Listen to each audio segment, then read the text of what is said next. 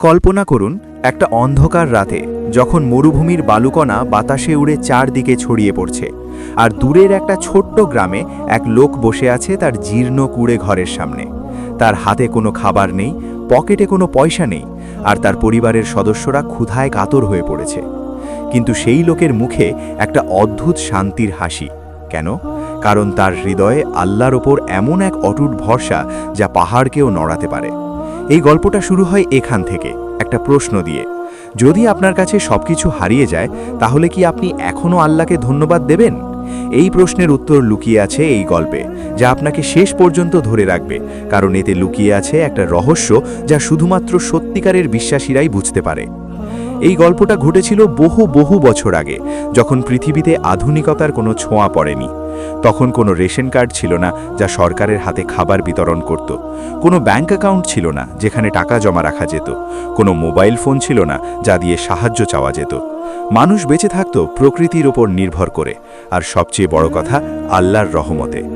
সেই যুগে আরবের মরুভূমিতে একটা ছোট্ট গ্রাম ছিল, নাম আল হিরা।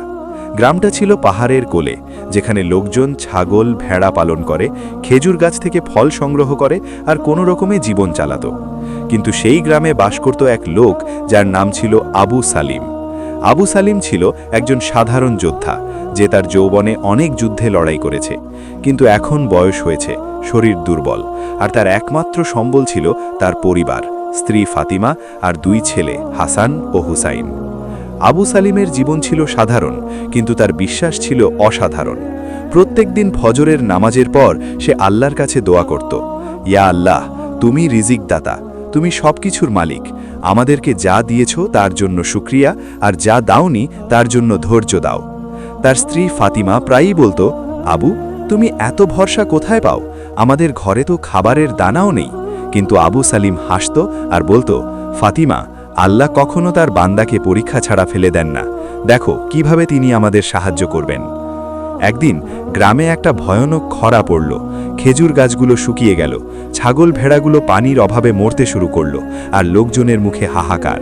গ্রামের ধনী লোকেরা, যারা ছিল ব্যবসায়ী আর জমিদার, তারা তাদের সম্পত্তি বিক্রি করে খাবার কিনে আনল। কিন্তু গরিবরা, তারা কেবল আল্লাহর কাছে কাঁদল। আবু সালিমের ঘরে তো খাবারের স্টকই ছিল না। তার ছেলেরা ক্ষুধায় কাঁদতে শুরু করল।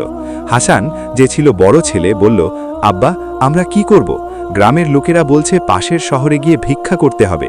কিন্তু আবু সালিম বলল, না বাবা, ভিক্ষা করা নয়, আল্লাহর কাছে চাওয়া। চলো আমরা মসজিদে গিয়ে নামাজ পড়ি আর দোয়া করি। সেই রাতে আবু সালিম তার পরিবারকে নিয়ে মসজিদে গেল। মসজিদটা ছিল ছোট্ট, মাটির দেওয়াল দিয়ে তৈরি, আর ভিতরে কয়েকটা তেলের ল্যাম্প চলছিল। গ্রামের ইমাম, যিনি ছিলেন বয়স্ক আর জ্ঞানী, তাদের দেখে বললেন, আবু সালিম, তোমার মুখে এখনও হাসি? খরায় সবাই কাতর, তুমি কিভাবে শান্ত? আবু সালিম বলল, ইমাম সাহেব, আল্লাহ বলেছেন কুরআনে, আর তোমাদের রিজিক আল্লাহর কাছে নির্ধারিত। আমি বিশ্বাস করি তিনি আমাদের পরীক্ষা করছেন, আর পরীক্ষার পর পুরস্কার আসবে। পরের দিন সকালে যখন সূর্য উঠল, গ্রামে একটা খবর ছড়িয়ে পড়ল। পাশের মরুভূমি থেকে একটা ক্যারাভান আসছে, যা খাবার আর পানি নিয়ে যাচ্ছে দূরের শহরে। ক্যারাভানের নেতা ছিল একজন ধনী ব্যবসায়ী, নাম আলী বিন হারিস। আলী বিন হারিস ছিল কঠোর মনের লোক, যে কখনো দান করত না, শুধু লাভের চিন্তা করত। কিন্তু ক্যারাভানটা যখন গ্রামের কাছে এলো, তাদের একটা উট হঠাৎ অসুস্থ হয়ে পড়ল। উটটা ছিল খাবার বোঝাই, আর তাতে ছিল চাল, খেজুর, মধু আর পানির মশক। আলী বিন হারিস রাগ করে বলল, এই উটকে ফেলে দাও, আমরা এগিয়ে যাব, সময় নষ্ট করা যাবে না।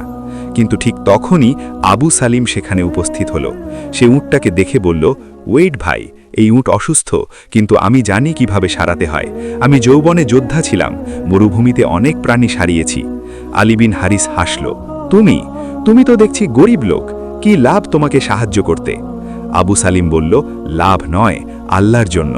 তুমি যদি আমাকে অনুমতি দাও, আমি উট সারাবো, আর বিনিময়ে কিছু চাই না। আলী বিন হারিস রাজি হল, কারণ তার কোনো উপায় ছিল না।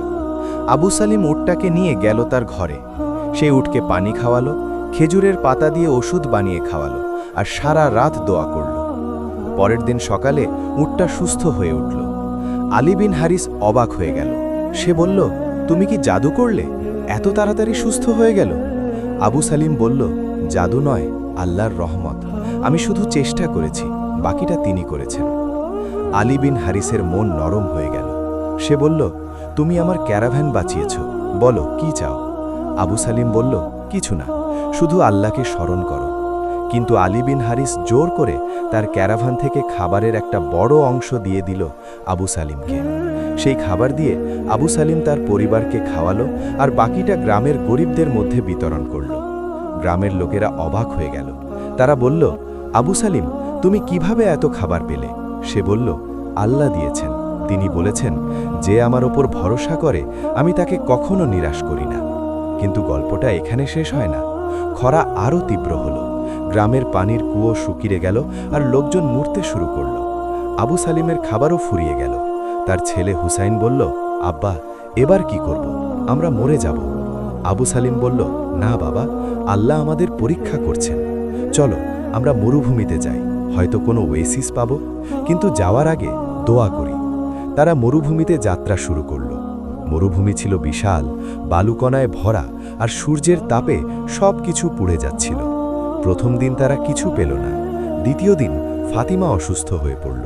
হাসান বলল, আব্বা, ফিরে যাই, এখানে মৃত্যু ছাড়া কিছু নেই।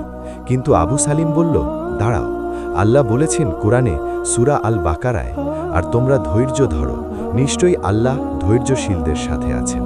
আমরা ধৈর্য ধরব।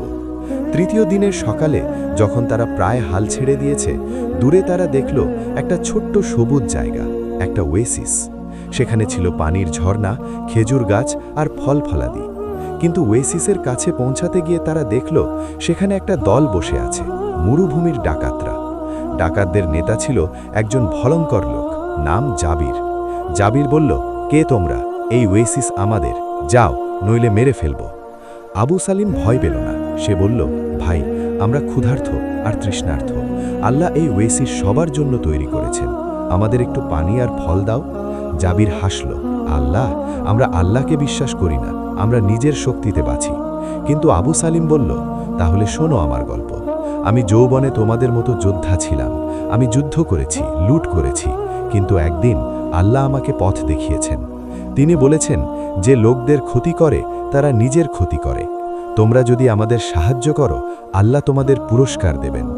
জাবিরের মন কিছুটা নরম হলো। সে বলল, প্রমাণ করো তোমার আল্লাহর শক্তি। আবু সালিম বলল, প্রমাণ নয়, বিশ্বাস। কিন্তু দেখো, যদি তুমি আমাদের সাহায্য করো, তোমার জীবন বদলে যাবে। ডাকাতরা হাসাহাসি করল, কিন্তু জাবির রাজি হল। তারা আবু সালিমের পরিবারকে পানি আর খাবার দিল। সেই রাতে আবু সালিম ডাকাতদের সাথে বসে ইসলামের কথা বলল। সে বলল, হাদিসের কথা। রাসূল সাল্লাল্লাহু আলাইহি ওয়াসাল্লাম বলেছেন, যে ব্যক্তি আল্লাহর ওপর ভরসা করে, আল্লাহ তার জন্য যথেষ্ট। পরের দিন যখন তারা ওয়েসিস ছেড়ে যাচ্ছিল, হঠাৎ মরুভূমিতে একটা ঝড় উঠল।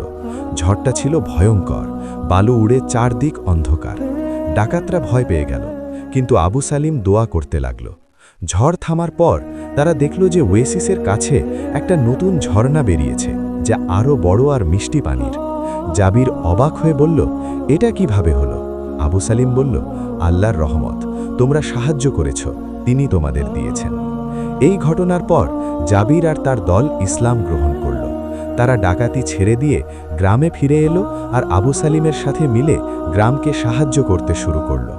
খরা শেষ হয়ে গেল, বৃষ্টি পড়ল আর গ্রাম আবার সবুজ হয়ে উঠল। আবু সালিমের পরিবার সুখে থাকতে লাগল আর তার গল্প ছড়িয়ে পড়ল চারদিকে। লোকেরা বলতো, আবু সালিমের মতো বিশ্বাসী হও, আল্লাহ তোমাকে কখনো একা ছাড়বেন না। এই গল্পর শিক্ষা কি? এটা শেখায় যে জীবনে যতই কষ্ট আসুক, আল্লাহর উপর ভরসা রাখো। তিনি পরীক্ষা দেন, কিন্তু তার সাথে সাহায্যও দেন। কোরআনে বলা হয়েছে, নিশ্চয়ই কষ্টের সাথে স্বস্তি আছে। আবু সালিমের মতো হও, ধৈর্যশীল, সত্যবাদী আর দানশীল।